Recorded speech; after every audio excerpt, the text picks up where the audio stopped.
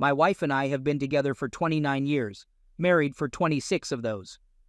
I'm a 51-year-old man, she's a 49-year-old woman, and we have 2 grown kids, a 24-year-old son and a 22-year-old daughter. We met in college, dated, fell in love, got married, and built what I believed was a wonderful marriage. We did a lot of things together, communicated constantly, and tackled any issues that arose. We both had successful careers that we supported each other in. Our love life was great. Maybe not as frequent as when we were younger, but just as passionate. She's in IT, and I own a small landscaping company that employs 75 people, which I started after graduation.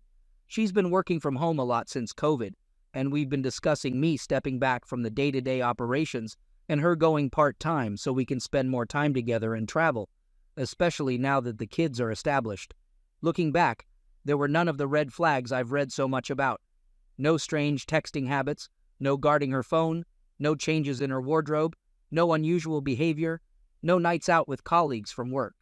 She'd go out, usually with friends or family. The next day, someone would always tell me I should have joined. But I liked her having her own time, and I enjoyed my solitude in my workshop. She was always home early. So to say I was caught off guard is putting it mildly. D-Day. The previous week, I'd planned a surprise weekend at a friend's romantic B&B for our anniversary. It was the winter festival weekend. I left work early to surprise her, telling her to pack for a trip. As I pulled into the driveway, I spotted an unknown car. Immediately, I had a gut feeling. I didn't know why, but I did. I sat there, hoping I was wrong, but my gut said otherwise.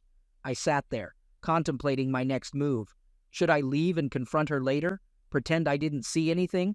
I was shaking so much I could barely see. When I face uncomfortable tasks at work, I tell myself to man up and get it over with. Suddenly, my shaking stopped and I felt oddly calm. I had no idea how, because inside I was a wreck. I quietly entered through the back door and my black lab was lying there, looking sad, as if he knew something was off, instead of his usual excited greeting. Gosh, I adore that dog. He stays put as I tiptoe up the stairs. As I reach the top, the sounds from our bedroom become clear. I approach the door, swing it open, and there he is, her boss, on top of my wife. I pause for a moment before shouting, "Surprise!" The ensuing chaos would be comical if it weren't so heart-wrenching. He rolls off, attempting to escape the bed, but ends up entangled in the sheets. My wife is repeatedly shrieking, "Oh my God!" while trying to cover herself, but she can't because he's still tangled up. Eventually, he frees himself and starts searching for his clothes, which are on the other side of the bed. It strikes me that they're in the same spot where mine usually land. For some reason, I beat him to them and snatch them up. My wife is sobbing, repeating, "I'm so sorry." I back up to the door and stand there while he's standing next to the bed, naked. I grab the large armchair from the corner, drag it to the door, and sit down. He asks for his clothes, but I refuse and toss him my wife's robe hanging on the door. He starts to approach me. Now, even at 51, I'm in good shape. At 6 feet 3 inches, 240 pounds, years of gym workouts and landscaping work have kept me fit. I gaze at him and warn, "If you come any closer, it won't end well for either of us. You'll end up in the hospital, and I'll land in jail. So, how about you just take a seat?" My wife is now weeping into the pillow, and he sits down. After an awkward silence, he asks, "What's next?" I respond, "I honestly don't know." My wife's crying has subsided a bit, and she sits up. Eventually, I pull out my phone and declare, "You're both going to spill everything while I record it." They exchange glances, and my wife queries, "What do you mean by everything?" I retort, "Exactly that, everything. How it began, how long it's been going on, when, where, hotel stays, dinners, the works, everything." My wife insists this was the only time, to which I shout, "Bull crap! There's no way you'd be comfortable enough to bring him into our bed if this wasn't a long-standing affair. If you lie to me again, I'm walking out that door and seeking a divorce attorney." She breaks down crying again. So for the next 10 to 15 minutes, the truth pours out. It's been happening for over 9 months. It began with him flirting with her and so on, until he invited her to lunch and she accepted. A few drinks later, they were in a hotel. She came home to me that night as if nothing had happened. She insists that it was tearing her apart and she wanted to confess, but didn't know how. Once more, I cry foul. If it was tearing you apart, you wouldn't have continued it so effortlessly. They even attended a week-long work conference that I used to accompany her to. She informed me that company policy had changed and spouses were no longer allowed. I pocket my phone and the room falls silent again. Then, an idea strikes me. I rummage through his clothes for his phone and request his passcode. Surprisingly, he provides it, so I start browsing through his phone. I discover some photos of a woman I presume is his wife and inquire about her name, Carol. She's quite attractive, though not as stunning as my Ashley. I inform him as I find more pictures of children. Turns out he has 3. And finally, a family portrait of all of them.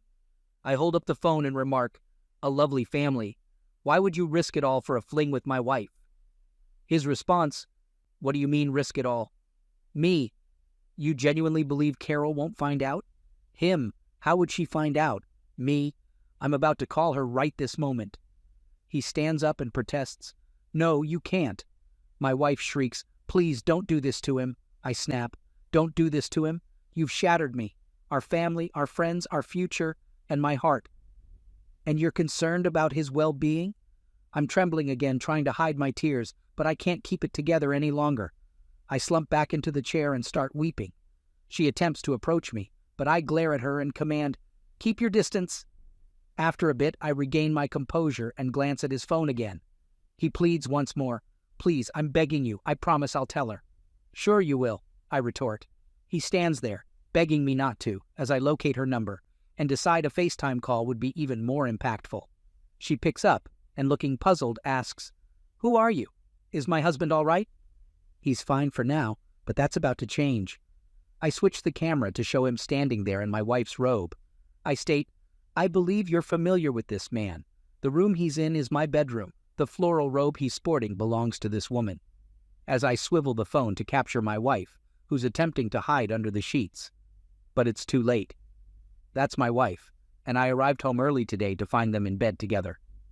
I genuinely feel sorry for her, and terrible about how I broke the news. She begins to sob, and he tries the "honey, I'm so sorry. I can explain. It was just one time" spiel. I advise her not to trust a single word he says. It's been happening for over 9 months, and I've spent the last 15 minutes recording all the details they were willing to divulge. I assure her I'll text her my contact info, and she should send me her email address so I can forward her the video. I hand him his phone and overhear her warning him that a packed bag will be waiting outside when he gets home, and if he tries to enter the house, she'll call the cops before she hangs up. I throw his clothes at him, and he exits once he's dressed. Now it's just me and my wife left. She gazes at me and starts shedding tears, apologizing profusely. She never intended to cause me pain. Could I find it in my heart to forgive her? It was meaningless. All the typical cheater's excuses. I stare at her, instruct her to pack her things and get out of my house. I head downstairs and pour myself a drink. I'm sitting on the sofa when she descends the stairs. She begins to approach me and I command, "Just stop." She inquires if we can discuss this, and I respond, "Perhaps, just perhaps, but not now." I inform her it's going to be incredibly difficult to resist seeking a divorce attorney, and she starts weeping again. She looks at me and I can tell an "I love you" is on the tip of her tongue. I interject, "Don't you dare utter those words right now, because I don't think I'll ever trust them again." More tears flow as she turns and exits the door. Seeing her in tears, walking out the door, my entire world leaving, I crumble and collapse on the floor, shaking, crying uncontrollably. I can't tell how much time passed, but eventually I manage to sit up, still shedding tears, and I dial my best friend. I attempt to speak, but the tears start flowing again, and I can't get the words out. He asks, "What's wrong?" But I can't respond. He asks if I'm at home, and I manage to grunt a "yes," and he assures me he's on his way. Half an hour later, he's in my living room. I'm still in tears. I hand him my phone with the video on display, and he starts to watch. I can't stand to hear it, and go to fix us both a drink. He enters the kitchen, takes my drink away, and pours them both down the sink, saying, "This isn't going to help you." He insists I can't stay here alone tonight, and instructs me to go upstairs and pack a bag. I come back downstairs, and he has my lab on a leash, and we head to his place. Update. For those of you who commented on how wonderful my friend is, his name is Dan, and I couldn't agree more. Given our long-standing friendship, it's only natural that our families would be close. Our children are friends, and when they were younger, we used to go on family camping trips together. Over the years, his wife Terry and mine have become close friends, which is relevant to what happened next. As we were driving to his house, I was silent, and Dan was growing increasingly angry. When we arrived at his place, he walked in and asked Terry, "Did you know?"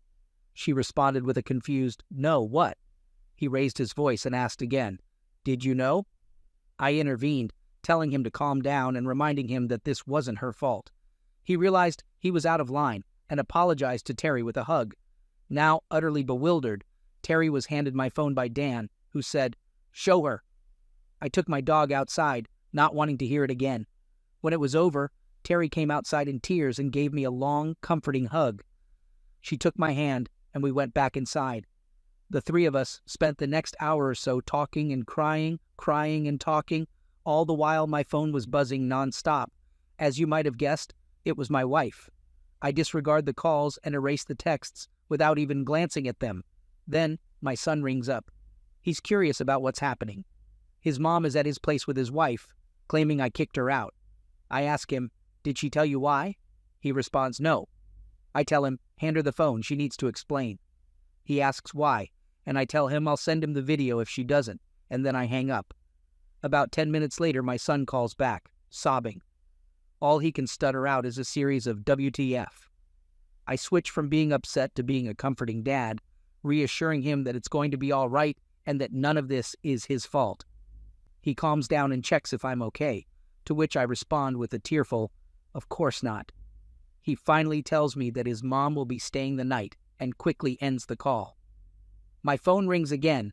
This time it's my daughter. I had forgotten that I asked her to look after the dog while we were supposed to be away for the weekend. She's wondering where Cooper, my lab, is. I tell her plans have changed and we're not going, but she can still stay at the house. Neither of us will be home tonight. She asks, "What do you mean, neither of you? Where are you?" I tell her, "I'm at Dan and Terry's, and your mom is at your brother's." She insists, "Dad, tell me what's going on." I respond, "I can't right now. I'll swing by the house tomorrow and we can talk then." She keeps pushing, but I keep refusing. Eventually, she gives up and ends the call.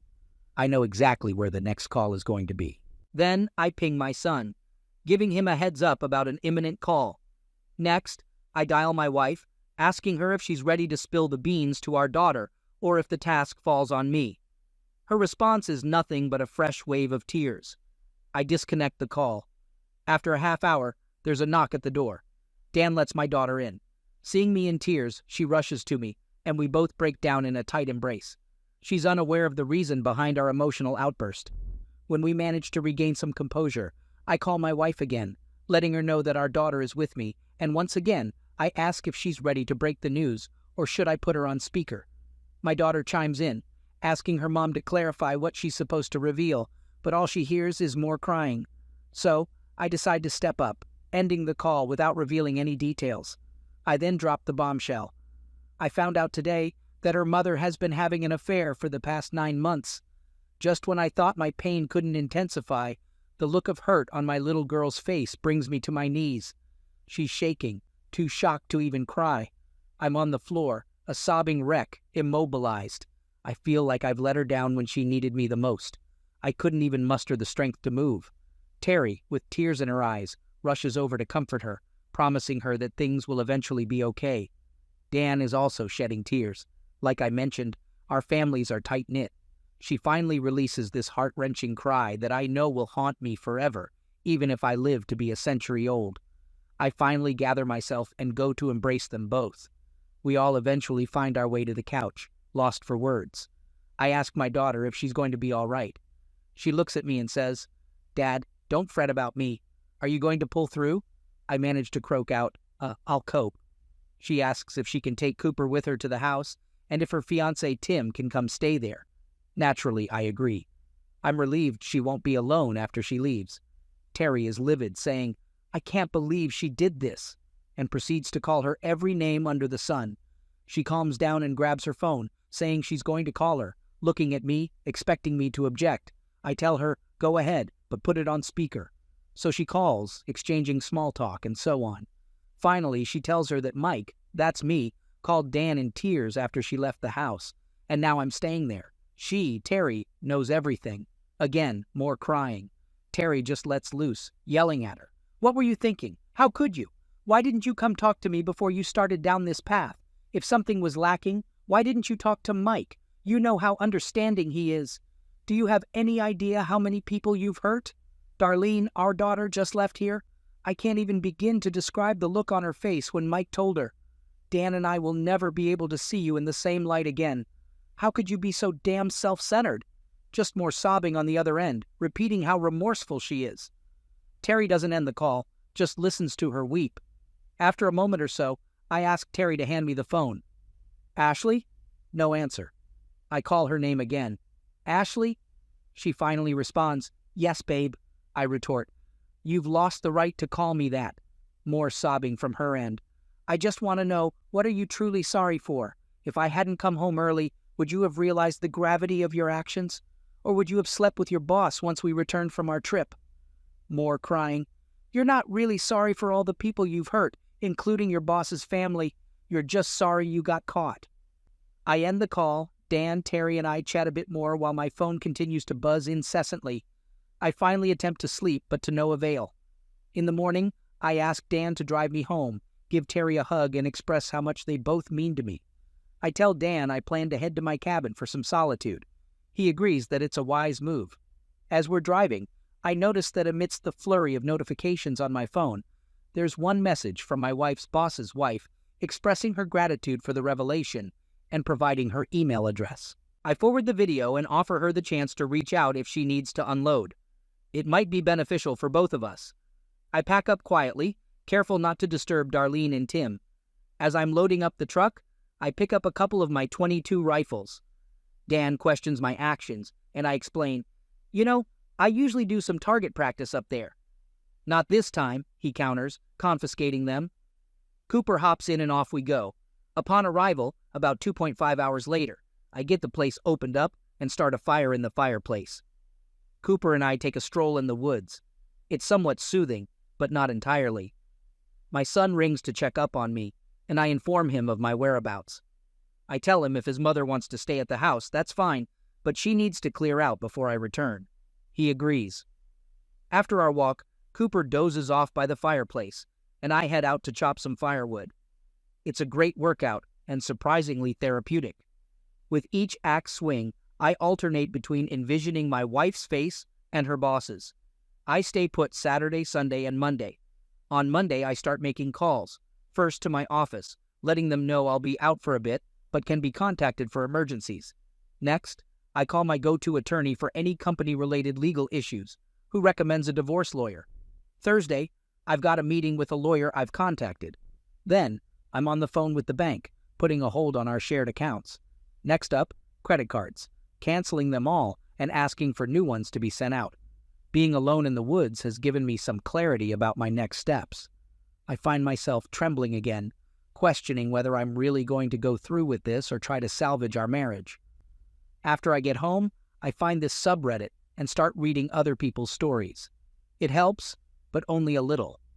Midweek, I head into the office and chat with my HR manager. We have a close professional relationship that's about to get more personal.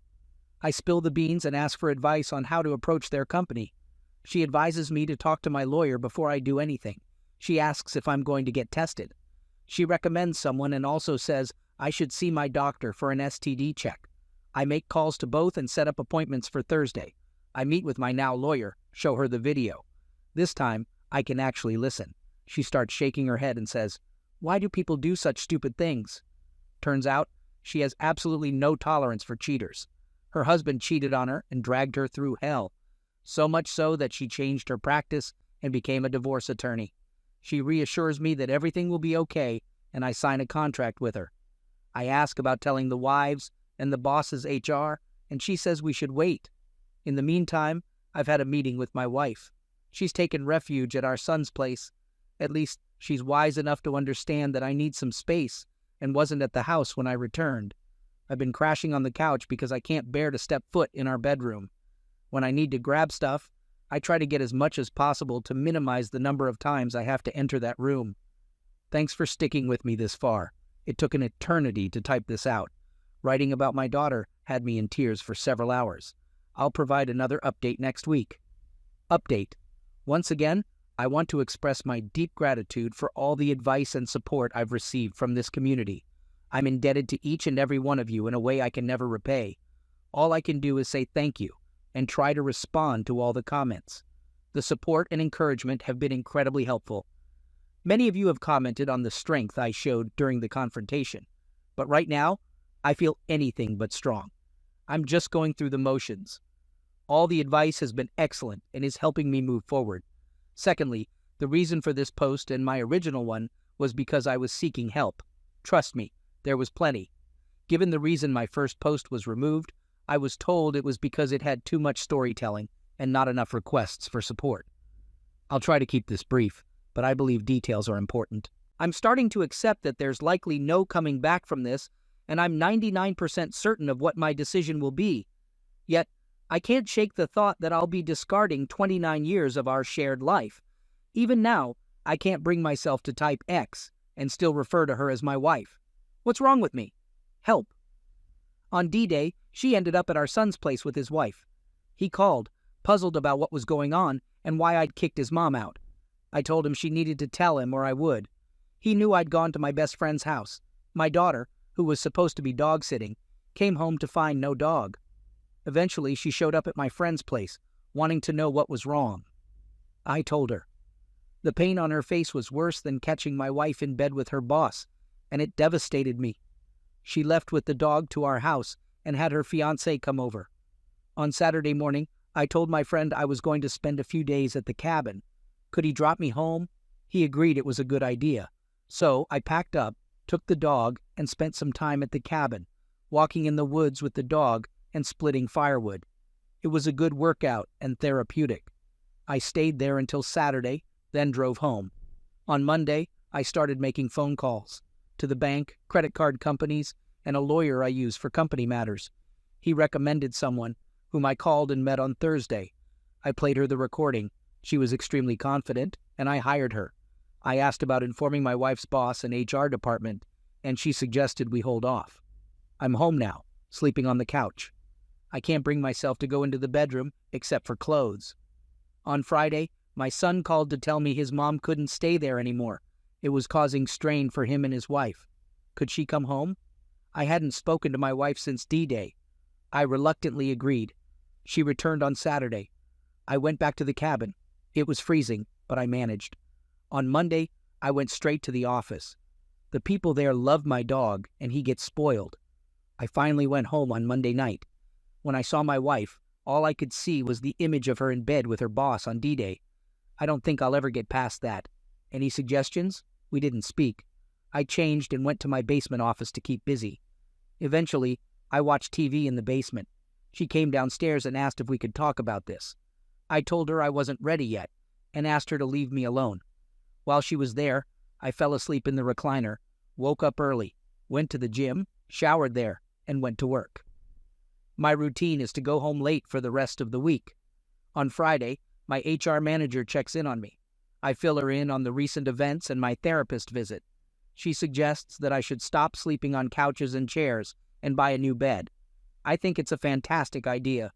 I withdraw half of the remaining joint account funds, which is my wife's share, and head out to buy a new bed.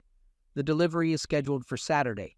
I wait at the office for the call that they'll be there in 30 minutes. I stop to pick up a couple of subs for the delivery guys and wait nearby. When they arrive, I meet them, treat them to lunch, and give each of them $25 to do me a favor. I ask them not to haul away the old mattress, and if they could come back later to pick it up. I ask them to lean it against a tree near the street. They look puzzled, and I tell them to give me 5 minutes and come in. They'll understand. Now, I had thought about burning the old mattress in the driveway, but I didn't want to deal with the cleanup. I go upstairs and strip the bedding. While I'm doing this, something comes back to me that I need to find out about. I take a can of Blaze Orange spray paint that we use for marking properties we're working on and spray "Wife cheated on me in our bed" in big letters. The guys come in, and my wife asks what's happening. I tell her I can't sleep in that bed anymore and that she bought me a new one. She seems upset but retreats downstairs. The new bed is set up, and the guys leave the old mattress where I requested. After a while, she informs me that they left the old mattress in the yard and that they'll be back for it. I respond, struggling to keep a straight face. I don't think she's caught on yet, but the entire neighborhood certainly has. Come Valentine's Day, she attempts to be romantic and initiates intimacy. I reject her, stating that I wouldn't take her up on the offer, even if she were the last woman on earth. She retorts, saying that we don't just have sex, we make love, her voice filled with distress. I counter that we haven't made love since she started sleeping with her boss. She looks taken aback. Did she think I'd forget?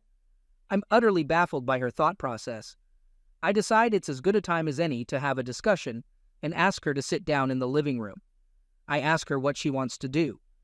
Should we attempt to mend things or should we divorce and move on? I'm not sure why I even proposed the former. I guess I'm hung up on the idea of discarding 29 years. Please convince me otherwise. She claims she's willing to do anything I ask to rectify the situation and pleads for my forgiveness. I tell her she needs to confess to everyone in our family, starting with her parents and my mom, including the details of how I discovered the affair. Our kids aren't aware of this detail yet. They're visiting tonight. I'll provide an update later on how that unfolds. That's my current situation. I'm still in a state of shock from everything and constantly battling the urge to confront her boss, but I still need advice. When will things start to improve, or is this my new reality? Update. That evening, my dad passed away 3 years ago, her parents, her sister, and brother-in-law all come over. We all settle in the living room, and I make sure to sit as far away from her as possible. They start with the comforting words, "What's wrong? We love you. Everything will be okay," assuming someone is seriously ill. I glance at her and say, "This story isn't going to tell itself." Her dad looks at me, and I swear his eyes are saying, "Oh no," as if he senses what's coming. I have to give her credit. She tearfully confesses everything, including the part where I walked in on them in our bed. After a long, uncomfortable silence, she pleads, "Somebody say something." I respond, "What are they supposed to say? That you're a terrible person? That you've hurt me more than you can imagine, ripped my heart out, thrown away 29 years, and ruined our family? Not to mention the damage you two have done to his family. Was the sex really worth all that?" I just keep going. All the anger, hatred, and betrayal I've been bottling up comes pouring out. I didn't know I could be so harsh. Her mom finally says, "That's enough." She agrees that she deserves it all and runs upstairs crying. Her mom tries to follow her, but her dad says, "No, leave her alone. She needs to suffer for a while before this can get any better." We chat for a bit. They offer their support and tell me if I need anything, just ask. I tell them I've been seeing a counselor, and I think I'll be okay, but I appreciate their offer. I tell them that despite everything, I still love her, and that she's going to need them more than I do. I go to bed and sleep better than I have since D-Day. The next morning before I leave, I go into the guest room and can tell she didn't sleep and has been crying all night. I truly believe that for the first time since D-Day, the gravity of what's happening has finally hit her. Telling her family and having me lash out at her like I did, I think it snapped her out of the affair fog. She looks like she's genuinely remorseful. I tell her we need to talk, more like I talk. She listens. I explain that I'm 99% leaning towards divorce, but am still clinging to the 1% life raft. That if there's any hope, she needs to do what I ask to help me get over this. She says she'll do anything, just to please not do anything yet. I remind her of a story I told her when my dad died. When I was 17, my dad shared some wisdom with me. He said, "You'll face tough times in life, but how you handle them speaks volumes about your character. Never make crucial decisions when you're upset." At the time, I brushed it off with a casual, "Yeah, Dad, whatever." I start to tear up as I say how much I wish he were here so I could tell him that I was really listening. She gets up and hugs me. I don't reciprocate, but it feels comforting, which unnerves me. She sits back down, and I tell her she needs to move out. I can't heal if I see her every day. We need to go no contact. She agrees and asks what else she can do. I tell her I'm too emotional to think straight now, but I'll let her know. On my way to work, I call my lawyer and arrange to meet her today. She's free, so we meet for coffee. I update her on everything, the 99.1% dilemma, etc. I ask her to prepare divorce papers in case I decide to proceed. She suggests that if I can afford it, I should find an apartment for my wife and pay the first month's rent. This would demonstrate good faith if things go to court. I agree, and she says she'll have something for me to review by Monday. I call a real estate broker we've worked with over the years, explain the situation and what I need. He refers me to a rental agent. The agent finds a suitable place, and I meet with the property manager to pay for the rest of February, March, and the deposit. When I get home, I tell my wife about the apartment, what I've paid for, and that she needs to meet the manager and sign the lease. It's a 6-month lease, which seems like a plus. She's surprised by how quickly I've acted. I tell her that I needed her not to come home from our sons. While she's gone, I arrange for movers to come on Saturday. When she gets home, I tell her about the movers and ask why she hasn't asked about finances. I inform her that I've canceled the credit cards, withdrawn my half from our joint account, and canceled the debit card. She seems angry but admits she doesn't blame me. It turns out she hasn't needed to spend anything, as she's been splitting her time between our son's place and home. She also reveals that she requested a leave of absence from work due to personal issues. They allowed her to take her paid vacation first. On Friday, I tell her she can take whatever she needs for the new place. Just leave me some essentials and nothing from the basement or any family heirlooms, and my new bed. I also tell her that I'm open to marriage counseling. She should find 3 different counselors, and I'll choose the one I think is best. I leave early on Saturday morning and return to a half-empty house, including the TV. That's okay. I wanted a bigger one anyway. My friend still has my liquor, so I stop by to pick up my favorite bourbon and enjoy a glass while typing this. Sorry this was so long. Thanks for reading this far. Tomorrow, I'm hitting the gym, making my favorite chili, and buying a new TV. I'm sure I'll have more to post in the future.